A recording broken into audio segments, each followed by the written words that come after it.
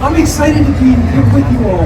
This is our inaugural Ethel Chocolate and Disney Food and Wine Festival experience. Part of Mars Wrigley, so you might know us by other brands like M&M's and Snickers and Milky Way Musketeers and a whole bunch of other ones as well too. But today you're going to get a chance to try Mars's luxury chocolate brand, Ethel. So as we're bringing the chocolate out, let me tell you just a little bit about what you have in front of you. First of all, each one of you should have a tasting mat. And the tasting mat, I'm going to explain it just a little bit. You have a pen, some water, and a portion of wines. And those stickers, by the way, that are sealing your boxes are there for a purpose. We were founded in 1982 by Forrest Morris Sr. He was the person who inspired things like the Milky Way. He wanted to make the best chocolate he could make. Chocolate that reminded him of the way his grandmother made chocolate in their home. And so what he did was he set up his factory in Henderson, and he started making hand-dipped buttercreams. And what he did was he actually started by making 16 pieces. We have these things called flavor wheels below each piece. Why? Because as you're tasting your chocolate, which I'm going to guide you through, there's different flavor aromatics or notes that you're going to pick up from the chocolate. I'm going to guide you through them. But each one of these wheels gives you some clues as to what you may be tasting too. But you can make little notes down here too, say this is what I like, this is what I tasted, and share it with the guest you're with. Right? It's the fun thing, you start saying, what did I like or what didn't I like, etc.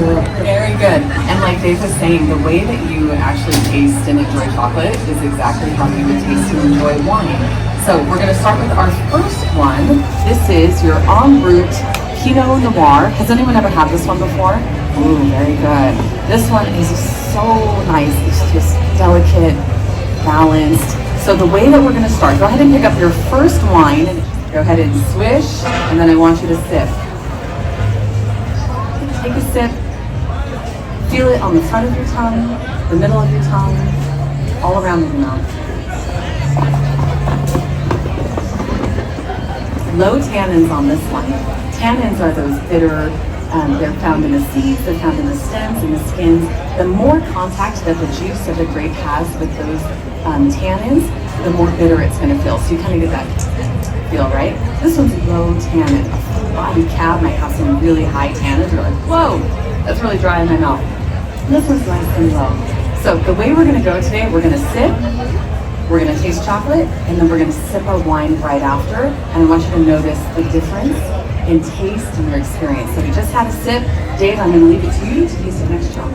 Wonderful. So again, we're going to start light and work our way through our bottle. She's really taking one for the team. Dave. Take one for the team. I want you to take a look at that. It's a beautiful piece of Ethel milk chocolate. You see the shine on it, right? Shine is the result of perfectly tempered chocolate, right? So it gives it a beautiful appearance. One of the things when you're enjoying chocolate is use all five senses. It's not just taste. Sight is important. These are gourmet chocolates designed so that you get that sense experience of sight. I want you to turn the piece over. We better do this fast before it gets too warm out here. And if you'd like, you don't have to, take your finger and gently rub the bottom of the piece. And you're doing that so you can release the aromatics, the things that we smell. Remember, smell makes up 80% of taste. And just like Ariel was talking about opening your mouth when you smell your wine, you're using all of your facilities to bring in a nice sip. And if you notice on the sides of the glass, you have what they call the legs of the wine, right? The longer, the bigger the legs. That means the higher the sugar content. All right, now once you've had a taste of your wine, I'm going to pass it on to Dave. Yeah, so our next piece is going to be our milk chocolate raspberry satin cream. So hopefully you're a fan of fruit flavor, decorate with chocolate. Set a nice table for holidays, for parties, or just if you want to invite friends over. It's a nice way to do it. Take your piece, turn it over, and again, a little bit, again, these are starting to get a little warm, so we're going to hurry along with this. Let's just gently rub the bottom. You don't have to. Smell it. You should be pulling through some beautiful raspberry. I think in pairing it with the wine, it should be coming probably more caramel. We're matching sweetness and high sugar content. So, do we like the port? I like it. Some people are like, oh, it's high sugar. So, all right. next day. Wonderful. So we're going to move over to our dark chocolates, everybody. Yay, dark is good, right? Listen, even if you're not a fan of dark chocolates or not as much of a fan, I encourage you to definitely give these a try. Let's try them out and see. It's our dark chocolate sea salt caramel. I'll explain the sea salt a little bit. Once you take that piece loose, you should have a shine still on your piece here too. Although when it gets warm and a little bit humid, that can start going away a little bit. It's just environmental. Turn it over, do a gentle rub on the bottom. Notice with this piece, you're getting more toasted, roasted, maybe even some espresso notes with this too. That's the dark chocolate. And again, dark chocolate does not have to be void. If you haven't, go ahead. Turn it over, salt side down. Let's do that. When you take your bite, let that salt dissolve on your tongue just a little bit. Changes everything, doesn't it? When you're doing that, by letting that salt release into the rest of the chocolate and the caramel, it accentuates those flavors, doesn't it? You start making this piece by blending the basic ingredients for caramel. So salt, sugar, cream, butter, vanilla, and we're going to say sugar, right? We blend that all together, again, raising the temperature to 230, 240. Hey, everybody, good to see everybody. Hey, you know what's great? It's cooler in here, isn't it? Good, so relax, we're going to have some fun. We're going to talk a little bit about chocolate. Awesome. And, you know, at Mars Wrigley, you might know us by some of our other brands, you know, things like Snickers, M&M's, Milky Way. Is this resonating? Love all those. Excellent, good, thank you. We're committed to telling this fascinating story of chocolate and how it has engaged people throughout the world and really united people who love the fantastic flavor of chocolate. So today I'm going to do a couple things with you. First of all, I'm going to give you a real brief history of chocolate. There's plenty more to learn about it too. We're going to spend some time talking a little bit about how chocolate spread out, a little bit about famous Americans who have enjoyed chocolate, and lastly, we've got a special treat for you before you leave. So don't leave before we're done or you're going to miss the special treat. Okay? Let's get started then. So, does anybody know how long chocolate's been around? Enlighten us. Thousands of years. Actually, it's been around about 3,500 years. You know, famous indigenous people like the Olmec, the Maya, the Toltec, the Aztecs, all enjoyed chocolate. As a matter of fact, they all contributed to its growth and its uses. For example, what I bet you didn't know this, the Maya and the Aztecs actually used cocoa beans. These things right here, Sonny, as for its medicinal properties. Who doesn't think chocolate makes you feel better, right? Cures headaches, stomach aches, back aches. They believed a whole bunch of different cures for it. It's used in ceremonial ritual like marriages and funerals, and it was also used as a currency.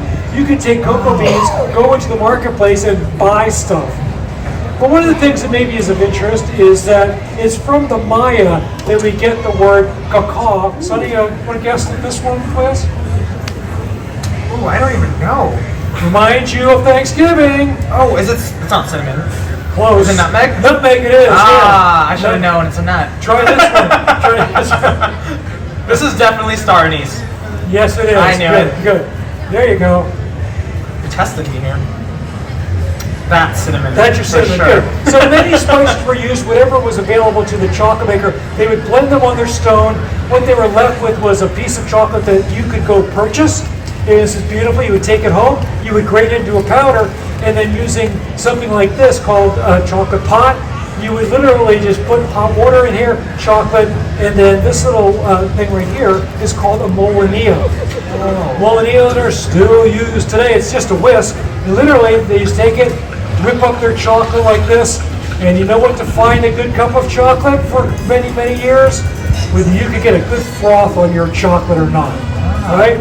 We actually have a brand of ours called Cocoa Via, which is basically pure flavanols, which we actually market as a way for people to do that. I've taken them. There's either drink mixes or capsules. People say, well, more dark the better. Sometimes, yes. But I always encourage people, you want to enjoy your chocolate. So some people go, I like 100%. If you do, that's great. But don't punish yourself by eating something that you don't enjoy. Find what you like. That's good. Any more questions, folks? All right, the last one.